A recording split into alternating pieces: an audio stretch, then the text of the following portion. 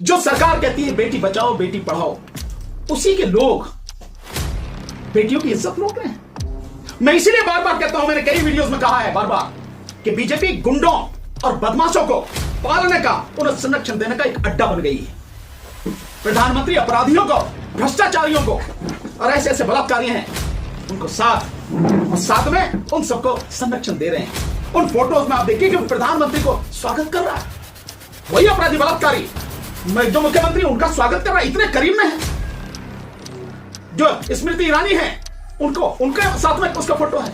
BJP कितना करीबी होगा वो व्यक्ति, ऐसे व्यक्ति को बचाया जाता है। यदि एक्यूज मुस्लिम होते फिर क्या होता? क्या गोली मार जाती पैर में, बुलडोजर चला जाता? गोली की तो पता नहीं, लेकिन बुलडोजर जरूर चल जाता, इतनी देर में, मतलब जितनी देर में ये खबर आई ना, इतनी देर में बुलडोजर चल जाता, उनके घर में स्तंभित हो जाते। लेकिन क्योंकि बीजेपी आईटी सेल के वो हैं, तो योगी जी को ये दिखाई नहीं दे रहे हैं, मोदी जी को दिखाई नहीं दे रहे हैं, तो योगी बाबा का जो बुलडोजर है इन पे नहीं चलेगा। चल जाए तो बहुत बड़ी बात है, पर हमें मालूम है इन पे नहीं चलेगा। जो स्थिति है बचाया जाता है। फांसी से कम इनकी सजा नहीं होनी चाहिए, इनका अपराध बड़ा गंभीर है, फांसी पर लटकाया जाए। लेकिन सर ये सनातनी शेर बताए जाते हैं जो तीनों आरोपी हैं, ये तो भैया ये सनातनी शेर ही इज्जत लूट रहे हैं। और किसकी बात कर रहा हूं? अगर ये सनातनी शेर है तो क्या ये जनता को ही खाएंगे? और जनता में भी बहन बेटियों को ही खाएंगे क्या? उन्हीं की असमत, उन्हीं की इज्जत लूट के उन्हीं को तबाह करेंगे, उन्हीं को बेइज्जत करेंगे। अगर ये सनातन शेर हैं तो जो सनातन के ठेकेदार हैं, जो पार्टी के ठेकेदार हैं, उन्हें मुंह दिखाने के लिए सही माने में जगह नहीं है। डूब मरना चाहिए उसी गंगा में, चुल्लू भर पानी में, वहीं जहां ये हुआ है। नहीं तो न्याय होना चाहिए इस बच्ची के साथ में, और अपराधियों को फांसी की सजा मिलनी चाहिए। ऐसी इन्वेस्टिगेशन करके कोर्ट में मुकदमा लड़ा जाए।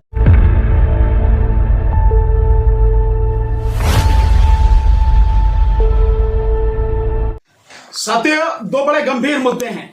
एक, जो बनारस में बीएचयू में, बनारस हिंदू यूनिवर्सिटी में जो बलात्कार हुआ है एक लड़की के साथ, आईआईटी की जो स्टूडेंट है, और वो बलात्कार भी किसने किया है? बीजेपी आईटी सेल के 3 लड़के हैं जिन्होंने किया है, और गन पॉइंट पर किया है।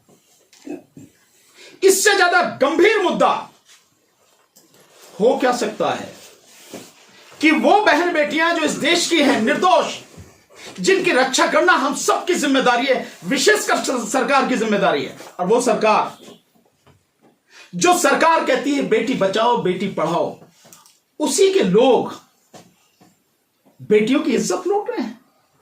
मैं इसीलिए बार बार कहता हूं, मैंने कई वीडियोस में कहा है बार बार कि बीजेपी गुंडों और बदमाशों को पालने का, उन्हें संरक्षण देने का एक अड्डा बन गई है। प्रधानमंत्री अपराधियों को, भ्रष्टाचारियों को और ऐसे ऐसे बलात्कारी हैं उनको साथ में उन सबको संरक्षण दे रहे हैं। ये स्थिति आज की तारीख में इस देश के लिए बहुत ज्यादा गंभीर है। सब लोगों के सामने सवाल है कि बहन बेटियों की इज्जत आबरू अगर यूनिवर्सिटी में, और वो भी बनारस हिंदू विश्वविद्यालय, हिंदू का डंका पीटा जाता है, ढोल पीटा जा रहा है। बनारस को राजधानी बनाने की भी बात कही जा रही कहीं कि दिल्ली को छोड़कर बनारस को राजधानी बनाएगी जब हिंदू राष्ट्र बनेगा। उस बनारस यूनिवर्सिटी में, मदन मोहन मालवीय जी की यूनिवर्सिटी में गन पॉइंट पर 3 लड़के बीजेपी आईटी सेल के बलात्कार करते हैं, और अभी तक पिछले 2 महीने लगातार उन्हें बचाया गया, सरकार द्वारा बचाया गया। नहीं तो पहले ही दिन जब निकल आई थी, जो उनकी वो सीसीटीवी कैमरे से फुटेज जो निकल आई थी, उसी समय सब मालूम था, बावजूद उनके अरेस्ट नहीं किया गया। अब आके अरेस्ट हुई है। ऐसे लोगों को किसी भी सूरत में किसी तरह का संरक्षण नहीं मिलना चाहिए। और एक और बड़ी गंभीर स्थिति आप देखिए कि इस तरह के बलात्कारी लोग पहुंच कहां तक है? प्रधानमंत्री के आसपास कोई पहुंच सकता है क्या? मुख्यमंत्री योगी आदित्यनाथ के आसपास कोई पहुंच सकता है यूं क्या? लेकिन आप उनकी जो वायरल हो रही हैं, फोटो वायरल हो रही हैं, उन फोटोज में आप देखिए कि प्रधानमंत्री को स्वागत कर रहा है वही अपराधी बलात्कारी, जो मुख्यमंत्री उनका स्वागत कर रहा है, इतने करीब में है। जो स्मृति ईरानी है उनके साथ में उसका फोटो है। बीजेपी कितना करीबी होगा वो व्यक्ति, ऐसे व्यक्ति को बचाया जाता है। प्रधानमंत्री एक तरफ कहते हैं 70,000 करोड़ का घोटाला, उसे उप मुख्यमंत्री बना देते हैं अगले दिन। यही है ना स्थिति। तो मैं इसीलिए कहता हूं कि ये पार्टी केवल बड़े बड़े नारे देके इस देश को तबाह करने पर तुली है। हम इसका पुरजोर विरोध करते हैं। व्यक्तिगत रूप से मैं भानु प्रताप सिंह एक एडवोकेट होने के नाते इसका पुरजोर विरोध करता हूं। हमारा संगठन, हमारी पार्टी राष्ट्रीय जनहित संघर्ष पार्टी और हम सारे तमाम लोग, आदरणीय डीसी कपिल साहब, हिजम राजन सिंघा साहब, हमारी पूरी टीम, हम सब लोग इसका कड़े शब्दों में विरोध करते हैं और इतना कहना चाहते हैं कि इन अपराधियों का तुरंत जितनी जल्दी हो सके, 15 दिन के बाद तो कुछ रह ही नहीं गया, सीसीटीवी फुटेज सब सारी आ गई, तो इन्वेस्टिगेशन कंप्लीट की जाए विद इन ए मंथ और उसके बाद 3 महीने के अंदर अंदर फास्ट ट्रैक कोर्ट में मुकदमा चला के इनको फांसी पर लटकाया जाए। फांसी से कम इनकी सजा नहीं होनी चाहिए, इनका अपराध बड़ा गंभीर है, फांसी पर लटकाया जाए। इस बात की हम लोग डिमांड करते हैं और पीड़ित परिवार के साथ, पीड़ित बच्ची के साथ हम पूरी तरह से हैं। अगर उन्हें हमारी किसी भी तरह की कानूनी मदद की जरूरत पड़े, हम हमेशा उसके लिए तैयार हैं, उनके लिए साथ हैं। लेकिन सर ये सनातनी शेर बताए जाते हैं जो तीनों आरोपी हैं, ये तो भैया ये सनातनी शेर ही इज्जत लूट रहे हैं और किसकी बात कर रहा हूं। अगर ये सनातनी शेर है तो क्या ये इस जनता को ही खाएंगे और जनता में भी बहन बेटियों को ही खाएंगे क्या? उन्हीं की अस्मत, उन्हीं की इज्जत लूट के उन्हीं को तबाह करेंगे, उन्हीं को बेइज्जत करेंगे। अगर ये सनातनी शेर हैं तो जो सनातन के ठेकेदार हैं, जो पार्टी के ठेकेदार हैं, उन्हें मुंह दिखाने के लिए सही माने में जगह नहीं है। डूब मरना चाहिए उसी गंगा में, चुल्लू भर पानी में, वहीं जहां ये हुआ है।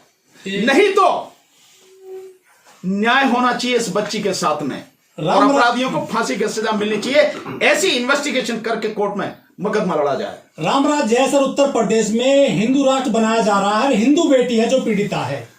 भाई मेरे कहने के लिए आप कोई भी नाम दे दो, मकसद यह है कि क्या आप लोगों को न्याय दे रहे हो, नहीं दे पा रहे हो, नहीं, इसमें आप पूरी तरह से फेल हो। नाम से क्या फर्क पड़ता है? नाम तो बढ़िया बढ़िया नाम रखे ना, मैंने बताया ना, बेटी बचाओ बेटी पढ़ाओ, कितना बढ़िया नाम है, भाजपा से कितना बढ़िया नाम। अच्छे दिन आने वाले आए क्या? पूरा जैसे दिन थे वो भी चले गए।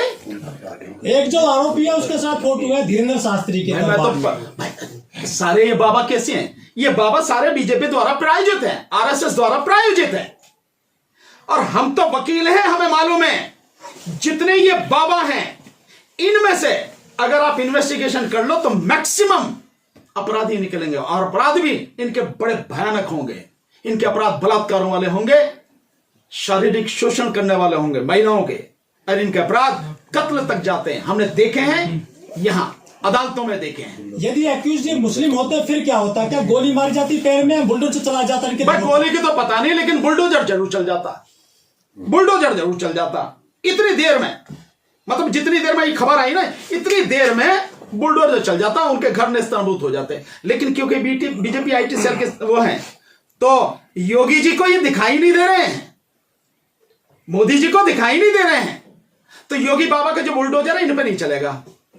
चल जाए तो बहुत बड़ी बात है, पर हमें मालूम है इन पे नहीं चलेगा जो स्थिति है। ठीक है। उत्तराखंड में भी जो है बीजेपी कार्यकर्ता के यहाँ पर गेस्ट हाउस में एक ऐसा कांड हुआ था, लड़की को मार दिया गया। यार उसकी बात कर रहा हूं, मैं तो बार बार कह रहा हूं यार, मेरे जो घर है अपराधियों का, भ्रष्टाचारियों का, बलात्कारियों का, कत्ल वालों का, उनकी पनाह गाह है, पनाह गाह बीजेपी। पूरा दिखा हुआ देखो ना आप सारा, तो उसमें कोई नई बात थोड़ी, वो अपनी बीजेपी अपनी परंपरा का निर्वाह कर रही है।